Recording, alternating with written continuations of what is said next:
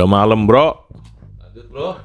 Udah malam, kita masih memikirkan konsepsi hukum terhadap perkara-perkara, bro.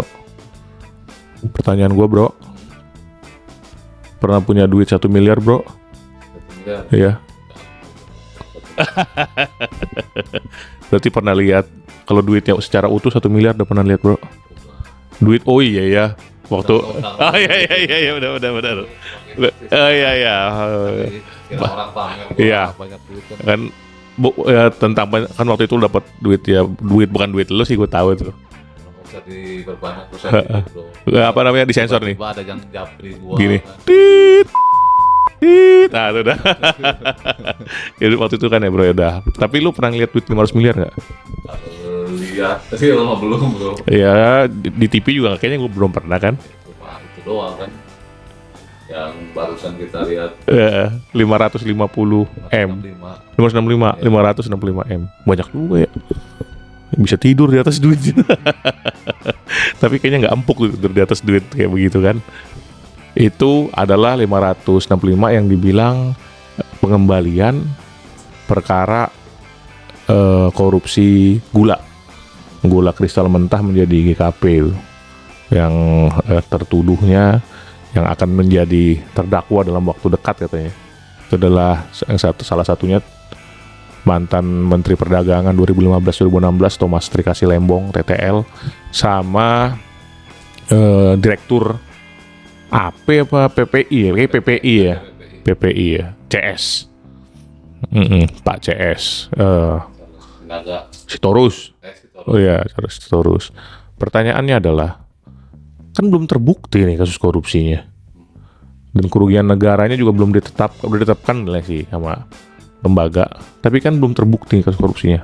Tiba-tiba udah ada pengembalian aja, gimana sih nih konstruksi berpikirnya biar terang benderang? Jadi memang kasus korupsi itu kan selalu ada hukuman, selain hukuman badan itu kan hukuman denda ganti rugi, bro.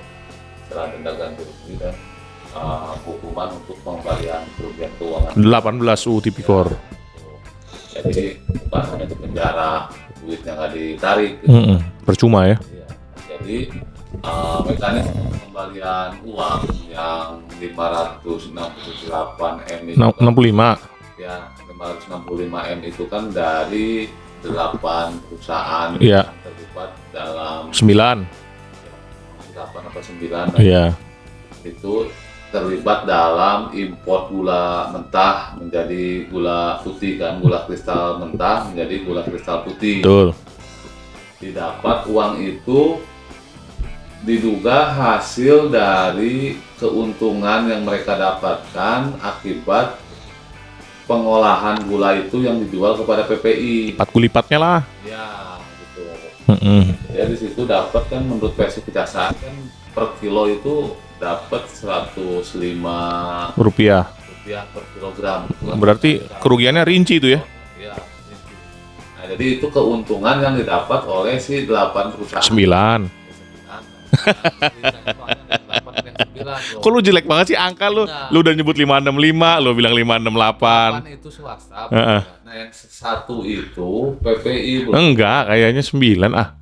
9 minus PPI. 9, gitu. Ya udahlah, itulah pokoknya. Nah, jadi yang perusahaan swasta itu mengembalikan uang keuntungannya kepada kejaksaan. Nah, nanti pertanyaan lu kan, Enggak gini, bro. Kalau PPI nggak mungkin mengembalikan. Karena PPI kan BUMN. iya enggak. Ini yang swasta ini. Iya, maksud gua, itu yang swasta. Iya, uang betul. Yang barusan disita 465 M itu uang yang swasta dikembalikan ke kejaksaan. Betul. Pertanyaannya, kenapa uang itu dikembalikan padahal belum ada putusan pengadilan? Yang inkrah. Nah, jadi mekanismenya adalah kerugian keuangan negara itu dihitung oleh BKP. BPK apa BPKP? Ya, dihitung oleh BPKP. Udah jam 10 malam gua sih maklum lah. Oleh BPKP. Ya. Dihitung oleh BPKP, nilainya itu ada kurang lebih 578. Ya. Itu kan ada selisih tuh. Kembalikan 568 65. tapi total perhitungan BPKP BPKP. lu bro, sorry bro. Di hitungan BPKP itu 578, artinya kan ada selisih itu 12 M. Nah, 13. Ya kurang lebih lah. Kurang Ya, lebih lah ya. ini kita harus pas-pas. Ya kan kita kan bicaranya kurang lebih kri- 13 kri- juga 12,7 Ah, lah. itu kan dinaikinnya Cuma 13. kan biar gampang orang kan 12. Masalahnya ngomongin tuh 65 sama 78 ini 13. Jadi ada selisih lah 12, sekian M. Iya. Nah selisih itu kenapa nggak sinkron antara pengembalian yang 568 dengan yang 578? 65 sama 578. Iya. Malum bro, udah jam berapa nih? Jam 10 terus.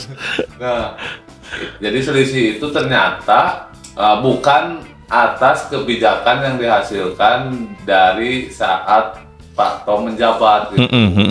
Beda kebijakan. Oke. Yang diduga pada saat Pak Tom menjabat itu ya nilainya 565 miliar. Oke. Kan lagi, kan? Ada yang kurang sedikit. Berarti yang 13M 12,7 yang digenapkan 13M secara desimal. Kalau jadi kalau 0,5 itu ya udah. Itu bukan di eranya Pak Tom waktu menjabat sebagai menteri. Oke, jadi ada sebagian kerugian negara yang itu nggak masuk Pak Tom sebagai menteri gitu ya. Oke. Lanjut ke pertanyaan, kenapa sih dikembalikan? Ini versinya jaksa kan tadi yang ceritain. Iya, versinya jaksa. Heeh. Itu belum jawab masuk ke situ. Heeh. Kenapa dikembalikan? Karena para tersangka ini sudah mengakui bahwa perbuatan mereka ini merugikan keuangan negara dan mereka faktanya menerima keuntungan dari hasil transaksi gula kepada PPI sebagai pembeli kan. Ini kan BUMN. Itu yang pertama. Nah yang kedua, mereka mengembalikan dalam rangka supaya nanti bisa dituntut lebih ringan oleh pihak kejaksaan, karena itu bakal jadi pertimbangan kejaksaan juga untuk menentukan besar kecilnya tuntutan nanti di persidangan, bro. Iya. Makanya gini. Hakim sama juga akan jadi pertimbangan. Ada pengembalian negara, cuma harus dibedakan ya pengembalian negara dengan ganti rugi. Iya. Tetap nanti bakal ada ganti rugi. Iya. Oke. Gini.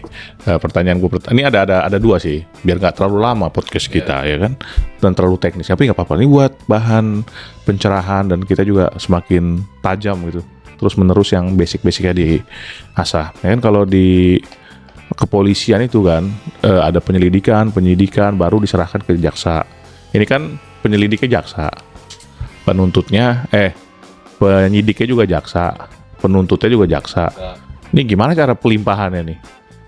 Jaksa. Divisi doang. Oh, dipindah aja ya. Dari lantai ke berapa ke lantai berapa? Ya, itu cuma satu. Tapi secara proses tetap namanya lidik, sidik, karena tuntut. beda orang.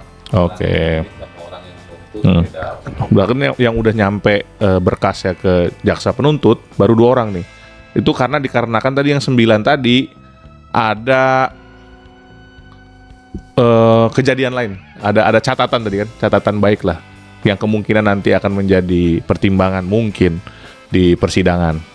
Nah, pertanyaannya adalah 9 ini nunggu yang 2 ini putus nggak?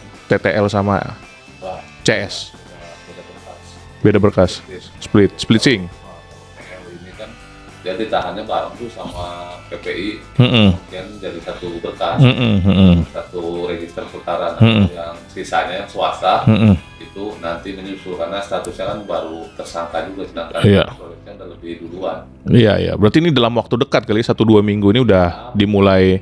Beda-beda 1 bulan lah ya, lebih sama yang pihak swasta. Iya. Berarti mungkin udah ada di posisi yang 2 tersangka ini sudah ada tuntutan, sudah ada apa namanya?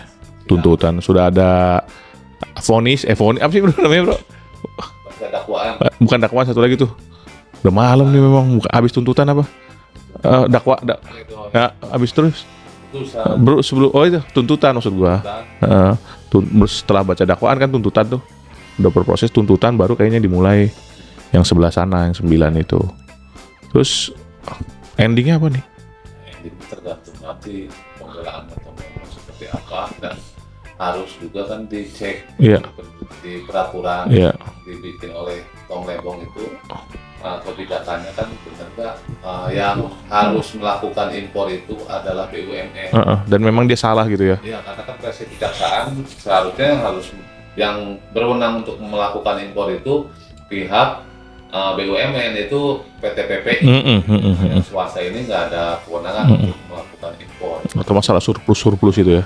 Maka kita belum ngecek sampai ke peraturan menterinya, bro. Iya. Itu tugasnya lawyer jalan nanti kan Iya. melakukan pembelaan. Nah, pertanyaan sedikit lagi. Ini kan udah ada pengembalian nih. Berarti kan kerugian negaranya udah nggak ada. Kok bisa-bisanya masih dituntut pidana? Ya karena proses pidana ini kan bagian dari proses penghukuman atas perbuatan si subjek hukumnya personal. Di RJ dong bro, RJ. Nah ini Nggak masuk syarat RJ ya? Karena RJ itu ada kriteria pertama dimulai ancamannya nggak boleh lebih dari 5 tahun. Ya, Kalau ini kan udah lebih dari 5 tahun kan. ya, Tahun. ya, betul. Nggak masuk kriteria. RJ. Dan tipikor itu ada masuk kriteria RJ. Iya. Ada 2 atau ada 3 atau 4 syarat itu kan di Perma apa SEMA tuh ya? Perma. Ya oke. Ya ini akan menarik lagi, nanti kita lihat dakwaannya, habis itu jalannya persidangan, baru nanti tuntutan, kita lihat pledoi. Atau malah diterima pada saat selesai dakwaan, apa namanya Pak? Eksepsi. Jangan-jangan langsung diterima eksepsinya. Kalau eksepsi itu 200 ada peluang eksepsi ya. Iya. Eksepsi itu lebih apa? Ininya ruang lingkupnya lebih kecil lagi Iya. dibanding pengadilan. Terus pledoi juga lebih kecil lagi. Kalau pledoi ya beda konteksnya, pledoi kan lebih membantah pada pokok perkara Iya. salah atau tidak bersalah melakukan perbuatan pidana. Iya. Atau terbukti melakukan perbuatan itu, tapi perbuatan itu bukan perbuatan pidana. Iya. Lu mana habis ujian pidana? Tahu gua. Oke bro, kita nantikan bro. Oke. Gimana saling jual beli strategi dan bagaimana apakah kebenaran materialnya itu akan terlihat gitu. Karena ini kan salah satu kasus korupsi yang netizen itu nggak terima. Biasanya bukan nggak terima pelaku yang hukum ringan, nggak. Ini nggak terima pelakunya kena korupsi. Ya, cukup unik ini. Ini sebagai salah satu pendukungnya Media darling lah. Ya. Bukan, netizen darling. Pendukungnya Anies Baswedan Ya. saat Pilpres. Oke, saya rasa cukup. Akan kita lanjutkan nanti di fase-fase berikutnya dan isu-isu yang menarik. Thank you. Oke. Advokat Duo.